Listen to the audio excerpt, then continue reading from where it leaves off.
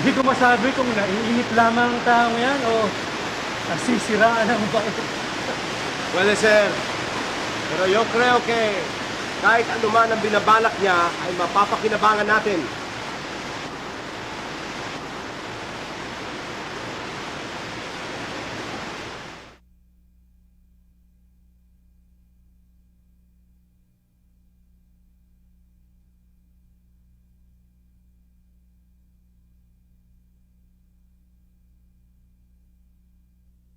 Ito ang gagawin nating apog. Pagkatapos sunugin ng mga kabibing ito, kailangan itong durugin hanggang sa maging pinong-pino. Pero sasalain pa rin natin ito. Ito ngayon ang gagamitin natin sa pagdugtong-dugtong ng gagawin nating medya kanya.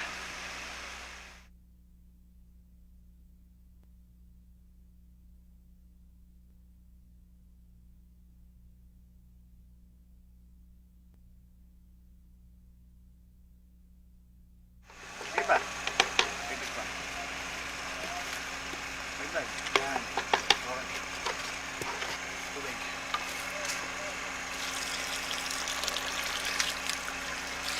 Ito na.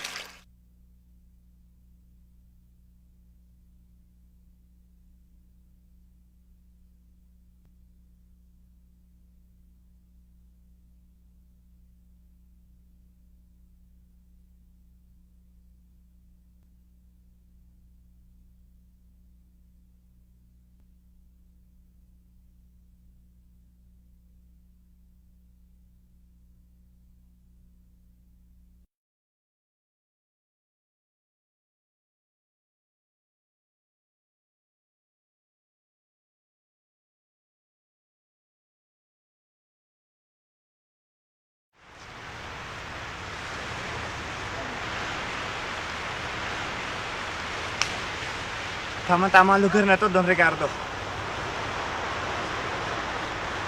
Lalo na kung makakasama ko ang aking pamilya. Hombre, pwede sigurong ayusin yon.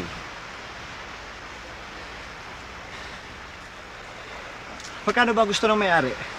50 pesos.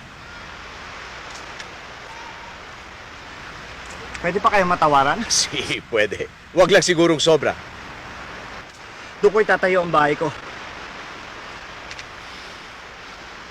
Doon naman siguro ospital. O eskwela kaya? Entonces, tinatanggap mo na magtatagal ka dito. Kahit na hindi, ano pa magagawa ko? Kung palayain ka, Saan ako pupunta? Walang mangyayari sa akin sa Europa. Dito lamang ako kikita sa paggagamot sa sarili kong bayan. pues, sa Manila. Sa palagay ba matatahimik ang buhay ko ron? Kaunting gulo lang sa akin na naman ang bagsak ng sisi. Ipatatapon na naman ako. O baka ipabaril pa.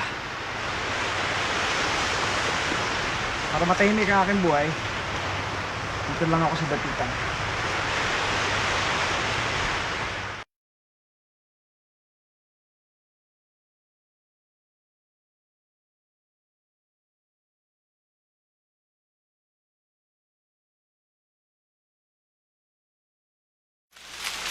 Natutuwa naman ako at mukhang nakasanayan mo na ang buhay dito sa Dapitan, Pepe.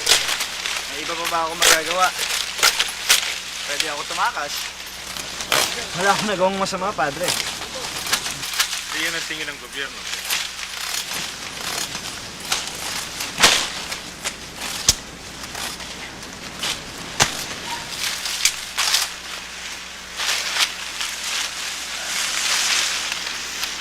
Kayo, Padre.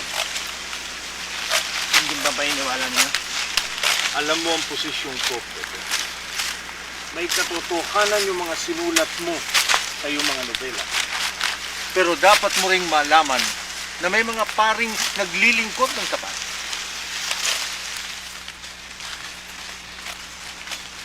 At tahimik na nanonood na lamang. Pare. Pero sa pag-atake mo sa mga praile, Bakit pati ang relihiyon, dinamay mo?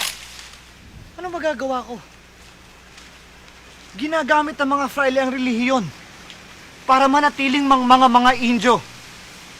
Para pagsamantalahan ng kahinaan ng mga babae. Para palawakin ang kanilang mga hasyenda. Bakit hindi ko ito lalabanan gayong ito ang dahilan ng paghihirap ng bayan?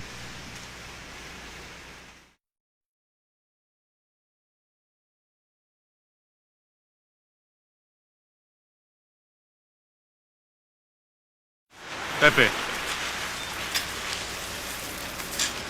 Alam kong sa pagsulat ng aking mga nobela, tinalakay ko mga bagay-bagay na ayaw pag-usapan.